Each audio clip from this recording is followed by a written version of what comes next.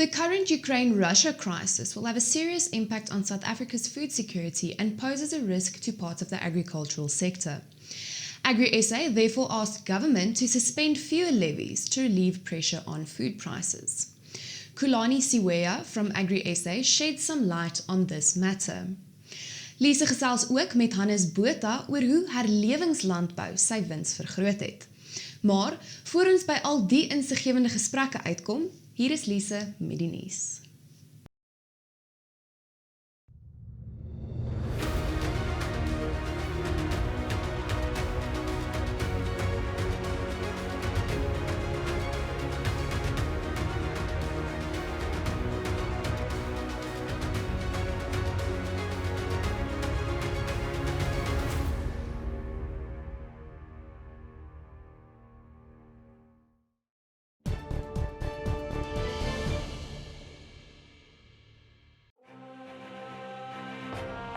Syngenta, bringing plant potential to life. En vandag se nuus, 'n dragtige koei met 'n kalf van Up George Bonsmara het van dese week 'n nasionale rekordprys vir die ras by Bonsmara SA se nasionale vroulike dierveiling gehaal. Lot 9 is vir 'n rekordprys van R550.000 aan Elof Miller verkoop. Die hoogste prys vir 'n koei met 'n kalf op die veiling was R160.000. 'n Dragtige vers is ook vir 'n stewige prys van R200.000 tydens die geleentheid verkoop. 'n Omset van byna R4 miljoen is by hierdie veiling gehaal. The Western Cape Department of Agriculture has made R5 million available with immediate effect to provide support to teams combating the outbreak of locust swarms in the province. The fruit and wine commodity groups are under severe pressure, with locust swarms migrating to the Carletsdorp, Ladysmith and Oudtshoorn areas. The Swellendam and Barrydale areas, renowned for pastures, small grain crops and fruit, are also under threat. According to the Minister of Agriculture in the Western Cape, Dr. Ivan Meyer, combating the locust infestation is critical for food security and rural livelihoods. Let's hear what he has to say about this. The locust and swarm problem is now in 3 provinces, namely the Eastern Cape, Northern Cape and the Western Cape. I am very concerned about the locust problem in the Western Cape, and I have now made R5 million emergency funding available to control the locust. Although the management of the locust is a national responsibility, it is now critical that we work together to protect the field crops of our Western Cape farmers. For this purpose, I have also opened a joint command centre to daily monitor the situation here in the Western Cape. And those were the words from Dr. Ivan Meyer. En die wolmark het vir die tweede opeenvolgende week gedaal. Volgens 'n verslag van Cape Wool SA het die mark deur die loop van die dag onder druk gekom weens die versterkende rand, wat 1,2% sterker teen die Amerikaanse dollar gesluit het. Hendrik Victor brei nou uit hieroor. Nou die aanbod het hoofsaaklik uit goeie gehalte fyn merino wol bestaan, terwyl 43% van die merino aanbod uit gesertifiseerde wol bestaan het. Grootste verandering op hierdie veiling was in die 20 mikron segment, met 'n algemene daling van 3,4%. Daar is in totaal 7,615 bale aangebied, waarvan 94,1% verkoop is. Nou die grootste kopers op die veiling was Modiano SA, Standard Wool, Lempriere SA en Tianyu SA. En so is die Hendrik Victor van OVK, en dit is dan ook vandag se nuus.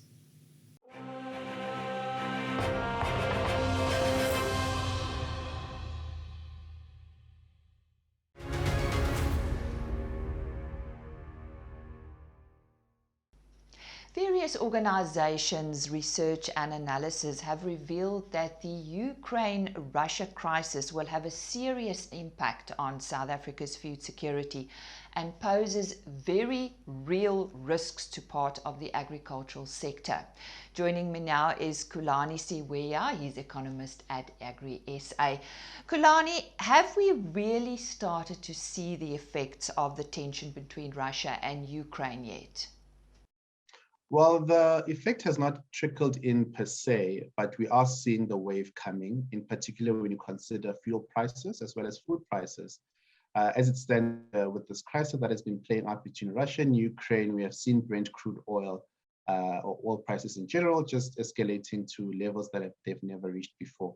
And this is a particular concern for us, given that we as South Africa buy the oil in order for us to refine and make our own fuel.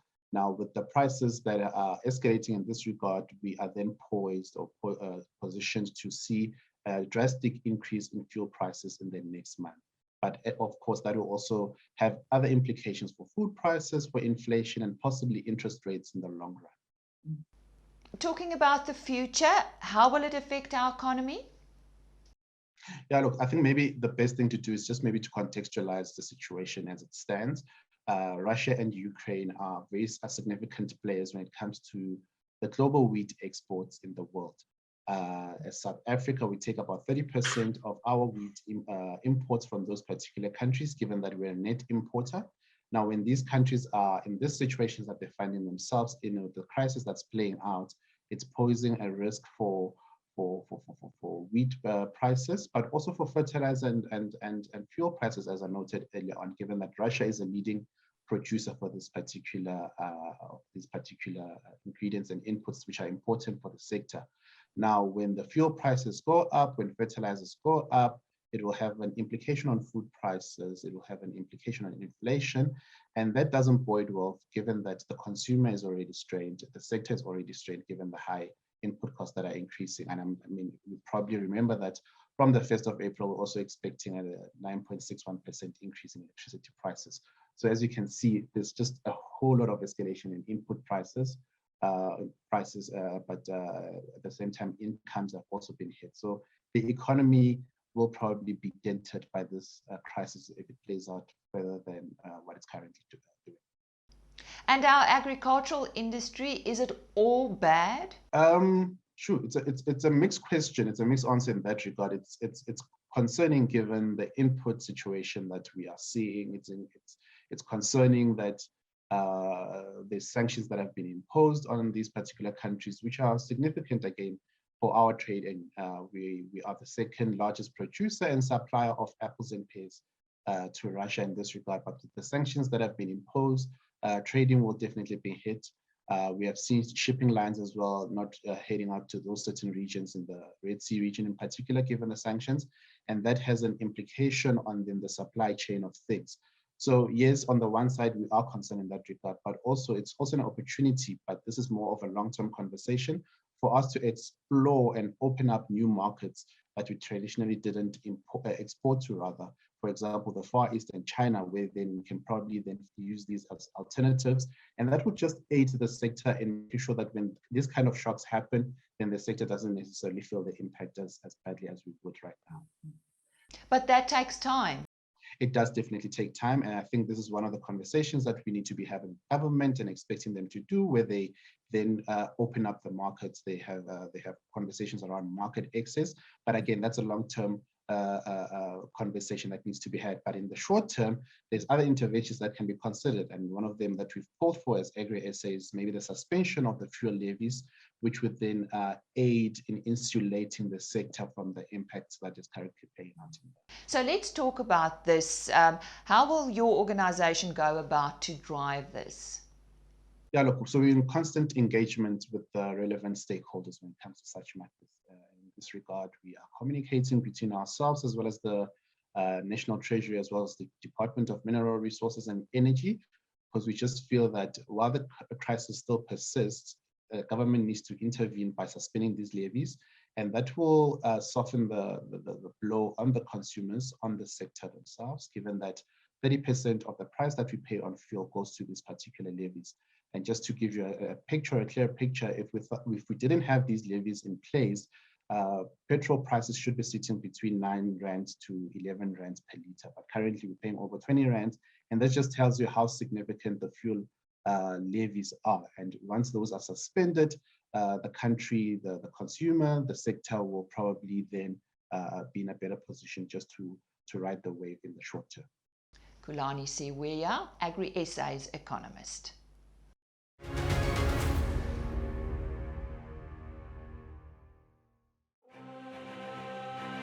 JSE, let's connect. Goeiemôre kykers. Die tydmarkte vir verlede week het gewys dat die beeste en sekere karkaspryse met onderskeidelik 6,4 en 8% gestyg het week op week. En dit is 'n normale stygings in die aanloop na Paasnaweek toe. Steenkoolpryse het egter met 0,8% gedaal. A2 lampryse is ook 1,4% op, terwyl die C2 karkasprys 2,5% goedkoper is en die speenlamprys 1,1% op is. Varkvleisprys wat effens laer. Die wol responsible wool standard indikatorprys het met 3,2% gedaal vanaf die vorige veiling. En as ons kyk na die graanmarkte, het die veelmielie week op week gedaal met 0,9%. Koringprys het konstant gebly. Die sojaboonprys het met 2,7% gestyg. En die sonneblomprys het redelik gekalmeer na die invalling op die en met 7,7% gedaal. Die rand het die afgelope week sterk gestaan teen die vernaamste wisselkoerse, 1,3% sterker teenoor die dollar en 1,1% sterker teenoor die euro.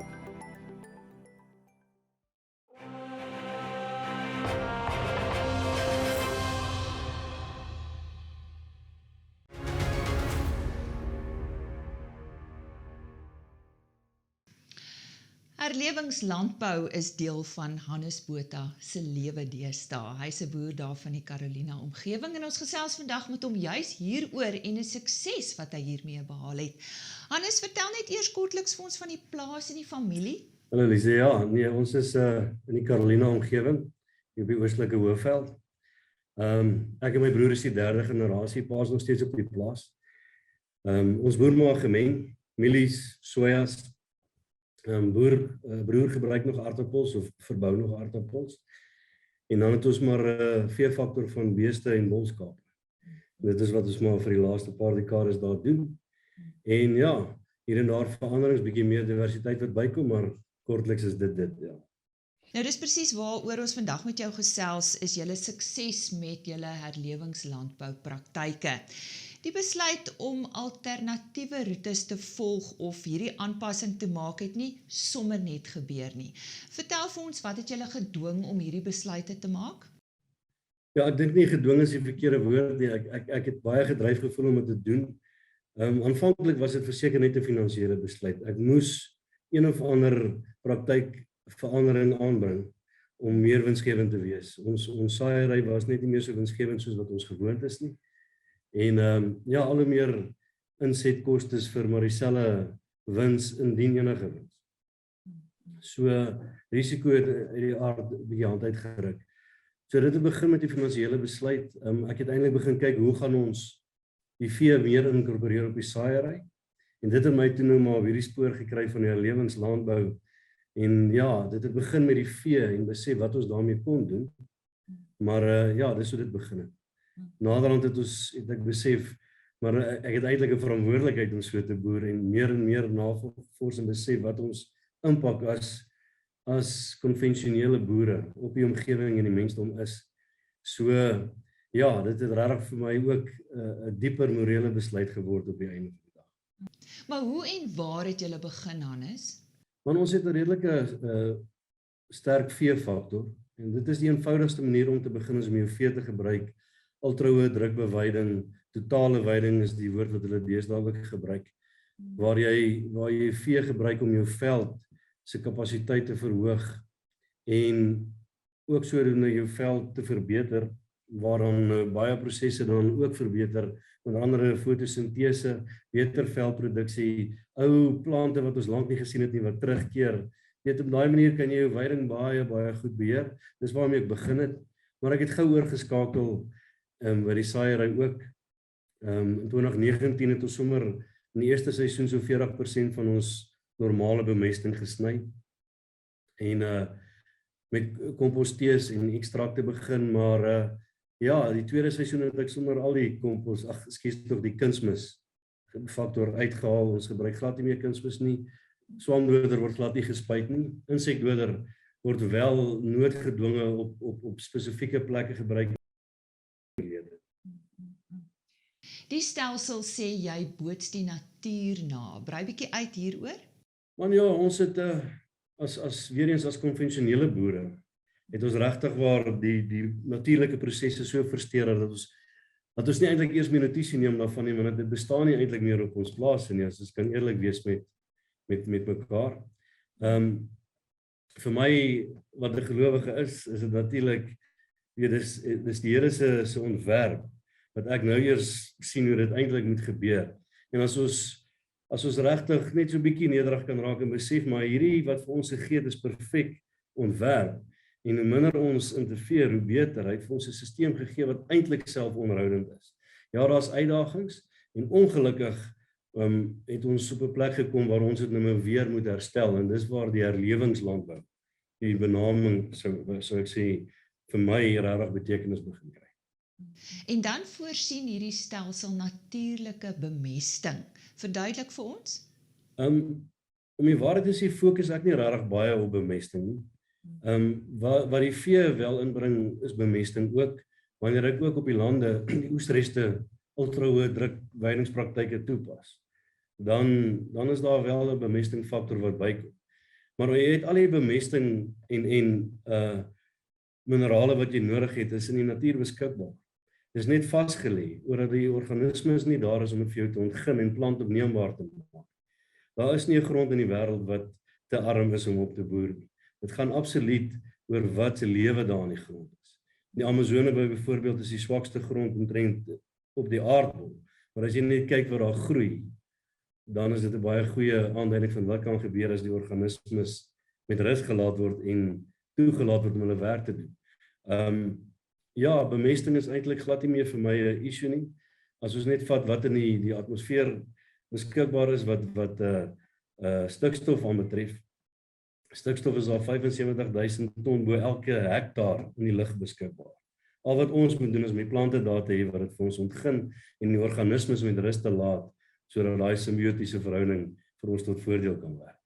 Om jy af te sluit, noem vir ons 'n paar voorbeelde van die praktyke wat jy volg en iets wat jy dalk met medeboere wil deel? Ek bly jy vra dit. Ek dink mielies is altyd 'n goeie voorbeeld om te gebruik. Dis wat omtrent deur die hele land verbou word. So wat mielies aanbetref, my insetkostes verlede seisoen was rondom R3.500, eintlik 'n bietjie minder per hektaar. Met ander woorde, as ek 'n ton produseer per hektaar, het ek gelyk gebreek. Ek het 6.7 ton gestroop. So dit is verseker op hierdie stadium nog 'n bietjie minder as wat in die omgewing gestroop is. Daar het gepraat van 7.5 tot 8 ton gemiddeld in die omgewing gewees, maar met insetkostes van tussen 10 en 14.000 rand per hektaar. So verseker meer winsgewend. Uit die aard is jou risiko soveel laer omdat jy soveel minder kapitaal in die grond indruk.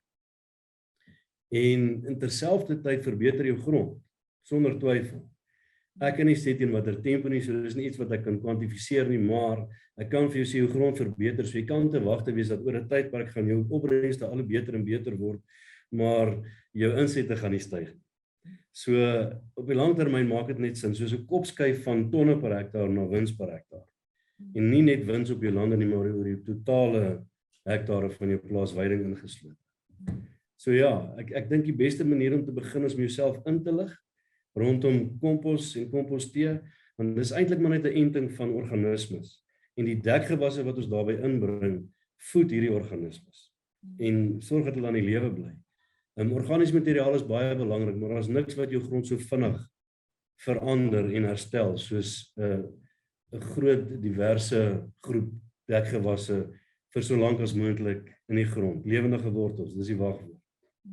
En so sê Botha daar van die Carolina omgewing, hy het vandag met ons gesels oor sy sukses met sy herlewingslandboupraktyke.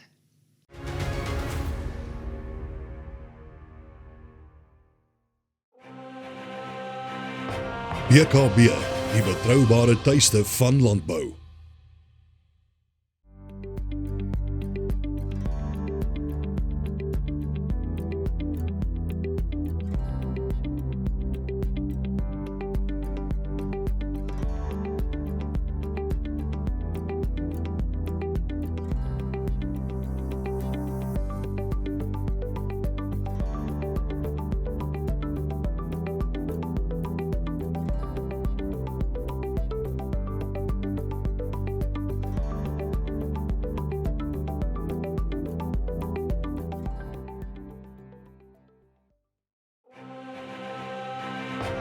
BKB, the trusted home of agriculture.